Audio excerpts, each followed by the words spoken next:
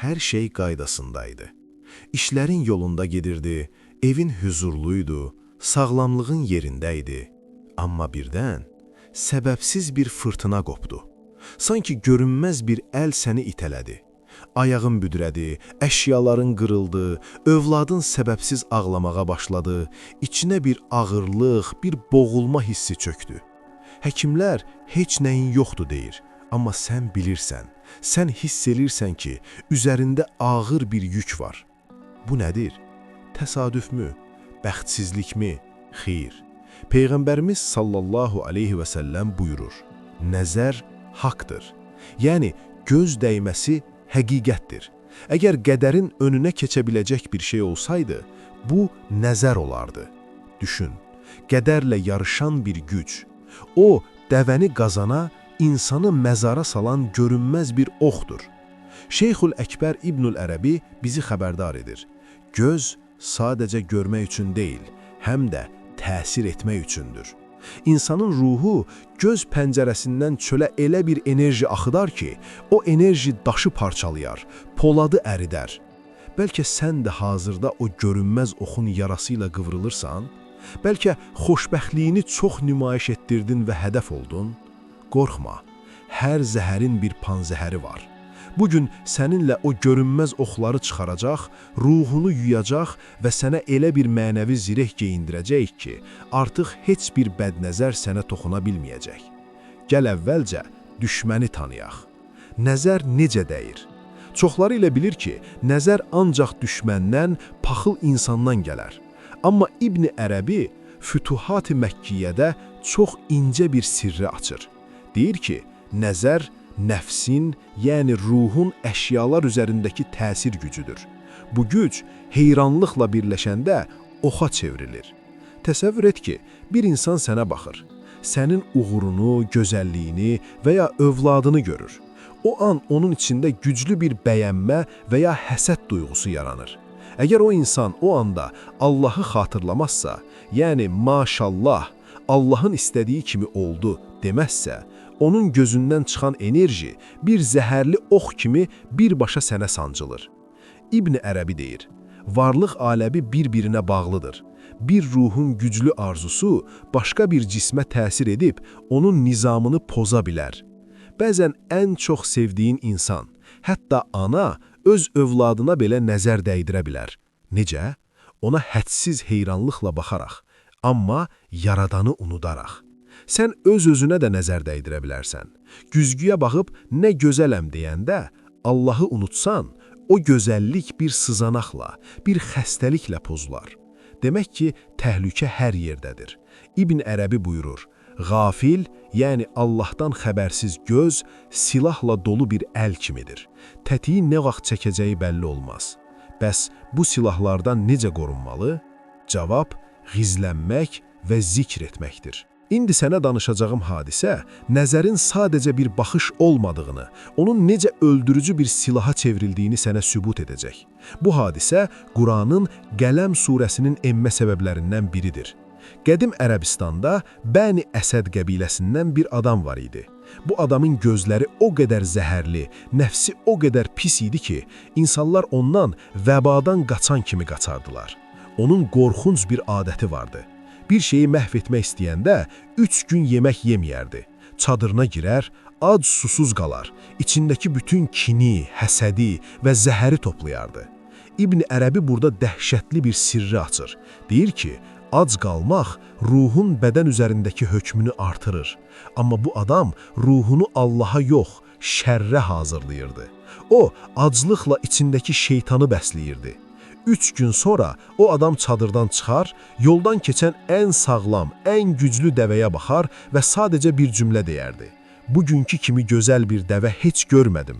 Bu söz ağzından çıxan kimi o nəhəng dəvə sanki görünməz bir balta ilə vurulmuş kimi yerə yığılar, çırpınar və oradaca ölərdi.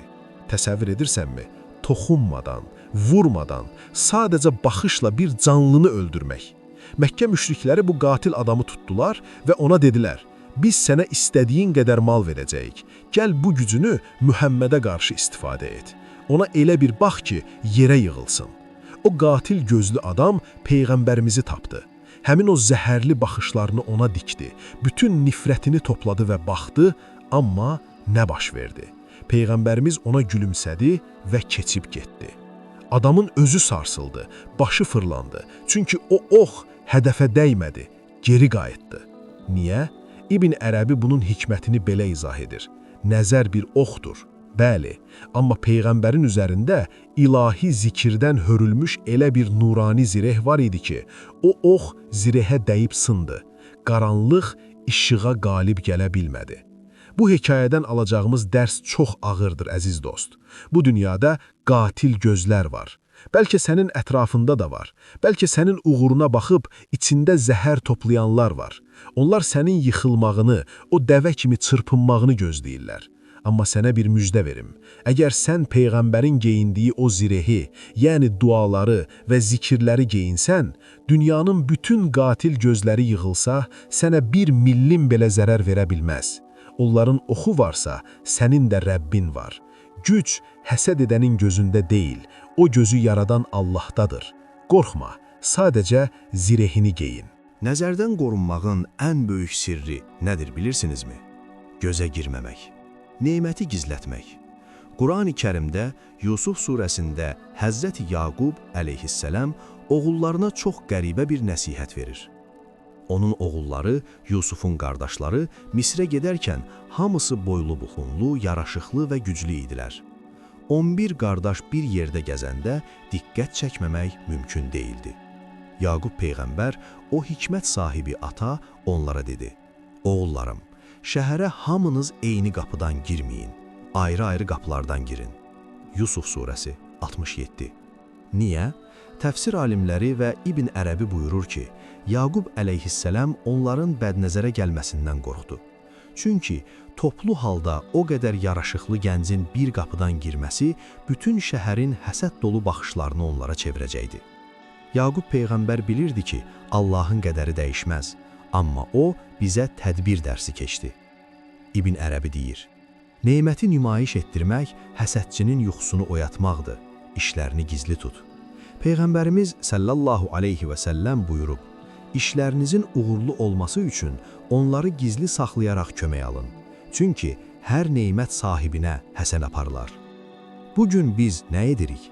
Yediyimiz yeməyi, aldığımız hədiyyəni, xoşbəxt anımızı dərhal sosial şəbəkədə minlərlə insanın, dostun və düşmənin gözü önünə səririk. Sonra da niyə başım ağrıyır, niyə işim pozuldu deyirik. Sən öz əlinlə özünü hədəf taxtasına qoydun. Yaqub Peyğəmbər kimi ol. Ayrı qapılardan gir. Diqqəti dağıt. Xoşbəxtliyini ancaq səni həqiqətən sevən və maşallah deyən kiçik bir dairə ilə paylaş. Unutma, xəzinə bastırılanda qorunar, ortada qoyulanda talanar. İndi gəlirik ən vacib hissəyə, zirehi geyinməyə. Əgər ox atılıbsa, o zəhəri necə təmizləyəcəyik? Allah bizə elə 2 surə hədiyyə edib ki, Peyğəmbərimiz sallallahu aleyhi və səlləm buyurur: Allaha sığınanlar bu 2 surədən daha güclü bir şeylə sığına bilməzlər. Bunlar Fələq və Nas surələrdir. İbn Ərəbi Fələq surəsinin sirrini açarkən deyir: "De, sığınıram sübhün Rəbbinə." Nədən? Həsəd aparan zaman həsədçinin şərrindən.